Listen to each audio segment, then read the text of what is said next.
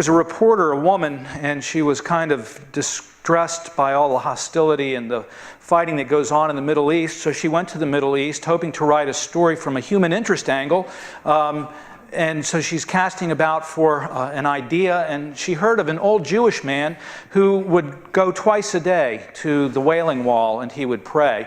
So she went and staked out the Wailing Wall for a couple of days and saw this man. He came in the morning, he came in the afternoon. And so she asked, after he got done praying one of those times, if she could interview him, a short interview, and he consented to that. And so she asked, so what do you pray for when you come to the wall? And he said, well, I pray for my family, and I pray for my children, and I pray for peace. I pray that the hatred would dissipate. I prayed that the Jews and the Arabs would be reconciled, and that my children and grandchildren could live at peace with each other.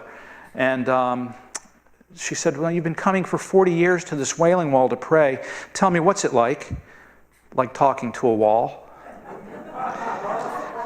You know, sadly, for many of us, that's our experience of prayer, that it's we come to God with a list, and we lay this list on God, and then we get up and we leave. And prayer is intended to be more of a dialogue. It's a conversation with God, and that's what we see in this passage on the Mount of Transfiguration. It's a prayer, but it goes both ways. God is speaking to us. God is revealing himself. The great saints, those who pray much, don't usually come with long lists. They just bask in the presence of God and listen for that still small voice. Psalm 46:10 says, be still and know that I am God. And it's so difficult for us to do that. So we're looking this morning at an incredible passage of Scripture, the Transfiguration in Mark chapter 9. And I have 6 C's, and then between services, Cheryl said, no, I need to give you another C. So there's 7 C's this morning. You'll probably come up with some more, I don't know. Peter, James, and John, they are the inner ring. The disciple whom Jesus loved, the one to whom that he was the closest with, that was John. And then it was Peter, James, and John. And Jesus took them with him often when he didn't take the other disciples. When he raised Jairus' daughter or the synagogue ruler's daughter from death, he took with him Peter, James, and John. He often told them things that he didn't share with the other disciples, and that's what we have here.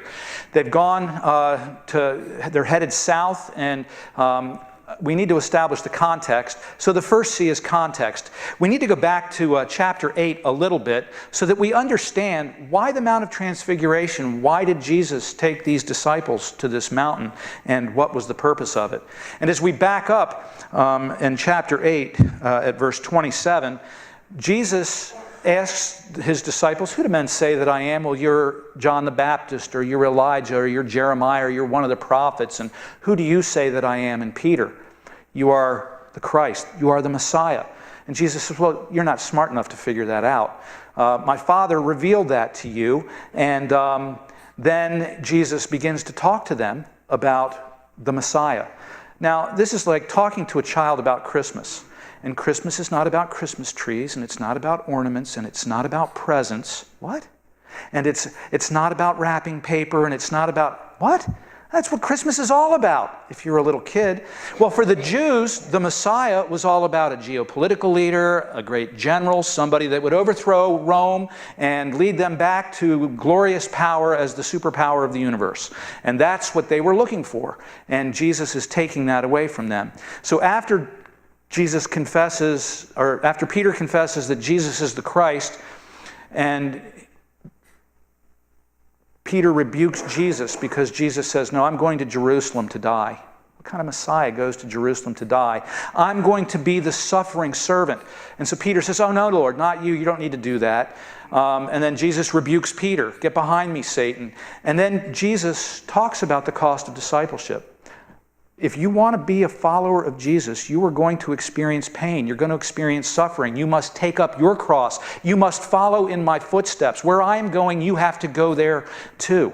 It's like taking Christmas away from a child. They can't compute it. They can't get their head around what he's talking about. Now, our passage begins in verse 2, and after 6 days. 6 days from what? 6 days from this confession. And then Jesus' explanation of a suffering servant of this Messiah. The disciples are bumming hard. The disciples are in despair. What is he talking about? This doesn't make any sense in the universe that they live in.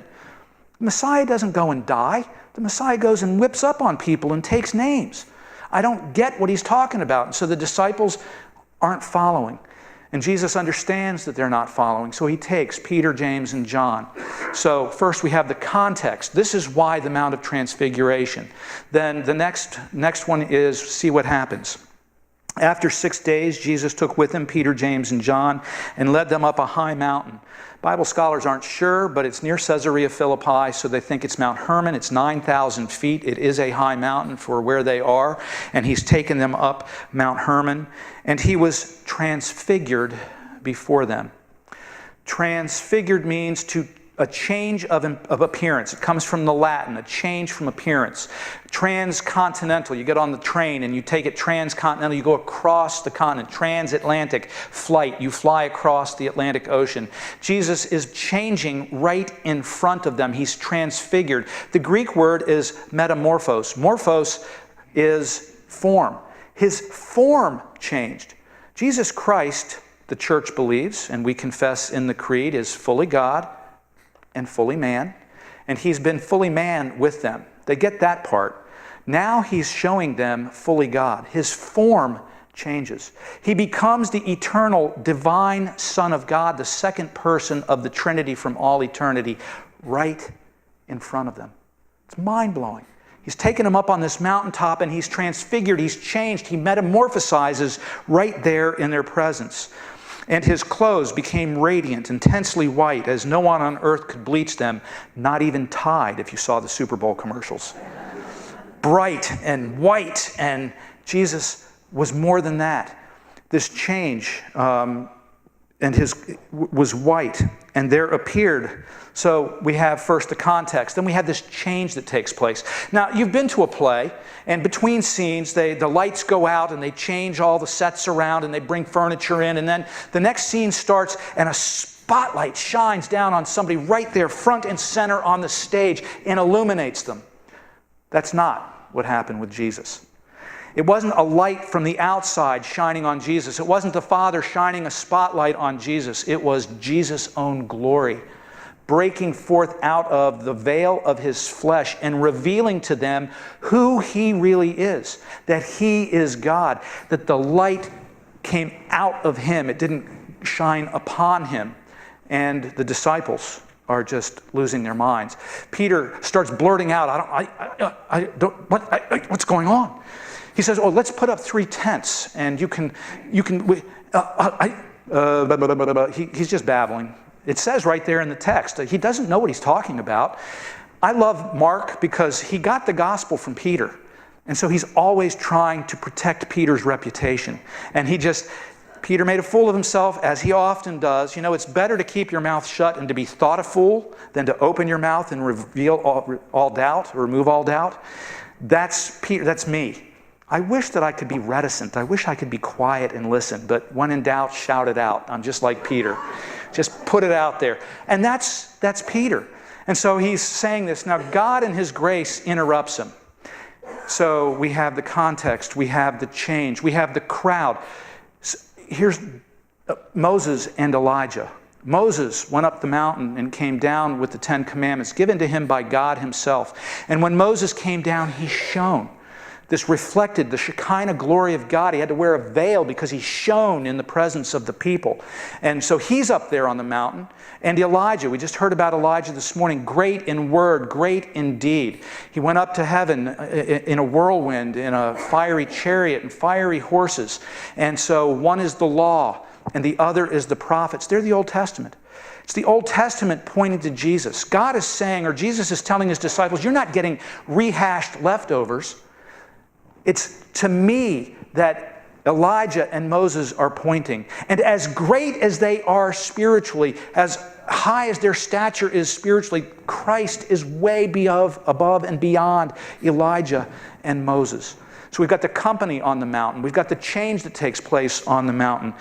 And then Peter starts to babble, and God interrupts with this cloud. Now, in Exodus, the cloud is the physical manifestation, the presence of God. He leads the children of Israel by day in a cloud.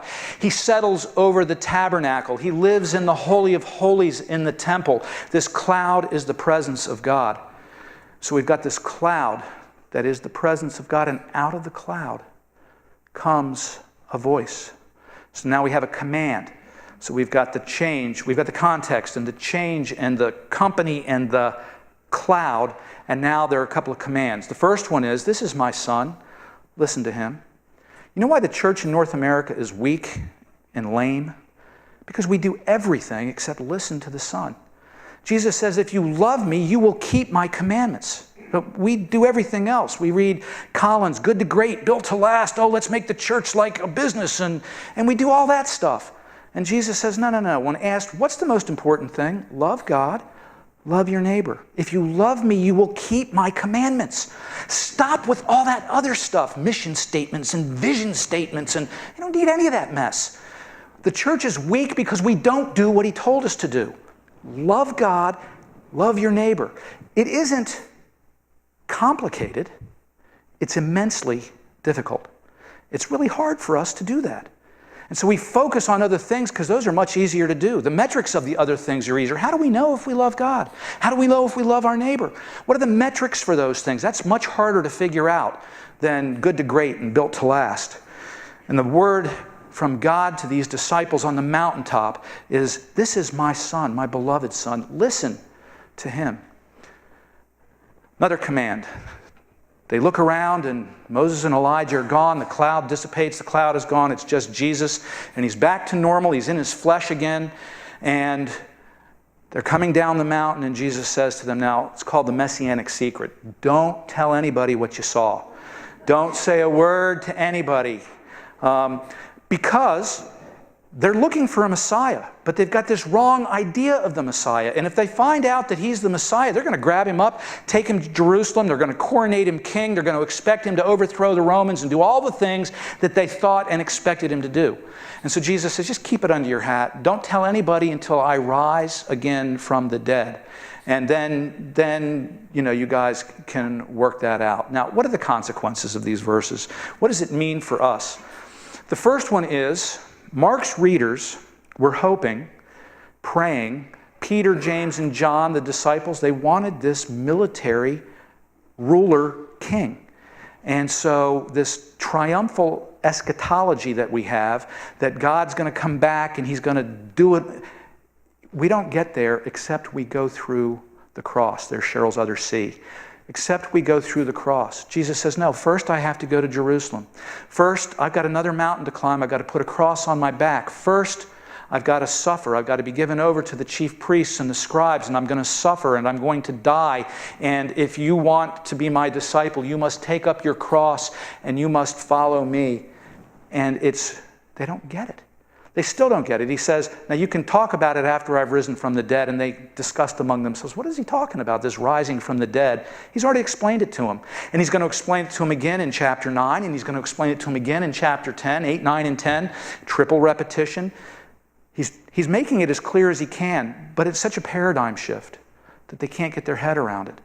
And we have the same problem. We have this expectation of, Luther says there are theologians of the cross. That's what Jesus was talking about. Pain, suffering, discipleship, the costs and joys of discipleship. And then there's theologians of glory about how, it's just going to be one mountaintop experience after another. And Jesus is saying, no, we got to put aside this idea of glory. It's like a football game. It's the Super Bowl. It's the last 30 seconds. Somebody strips the football from the quarterback, and an offensive tackle, an interior lineman, they don't ever touch the ball. The ball bounces right up into his arms, and he takes off for the end zone, and he's going to score the winning touchdown as time expires. And there he is on the 2-yard line, gyrating and dancing. You've seen games. You've seen all that nonsense. And a player comes from the other team and strips the ball out of his hands. He was that close to scoring the winning touchdown. Time expires and the team loses. Jesus is saying, get over this idea that the Messiah is going to come and get rid of the Romans. This triumphalism that you have, this expectation that you have, leave it alone. Let it go. We've got to get from where we are to glory, but it goes through the cross. We've got to postpone our gratification. There was a series of studies done, longitudinal studies done by an Ivy League school. The researcher put some children or a child one at a time in a room with a bunch of toys, and he went in with the marshmallow, and he put the marshmallow on the table, and he said, now, if you want it, you can have it. It's your marshmallow. You can do whatever you want with it. You can eat it. But I've got to go out, and I'll be gone for a little while, but if you don't eat it while I'm gone, when I come back, I'll give you another marshmallow. And of course, these are little kids. Some of them just grabbed that marshmallow up and scarfed it up because they just had to have that marshmallow. Others played with the toys in the room, but kept looking at the marshmallow and couldn't wait, and they went and they ate the marshmallow before the researcher got back. And then finally, there were a few kids that could postpone that gratification. They could wait. And they studied these kids over the course of 2 decades, and they discovered that the kids who could wait were better adjusted. They did better in school.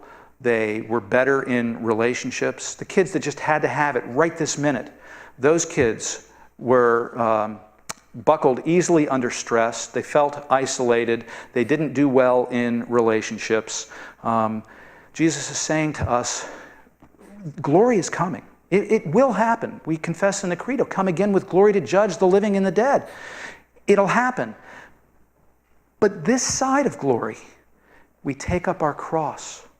We follow Jesus. We become his disciples.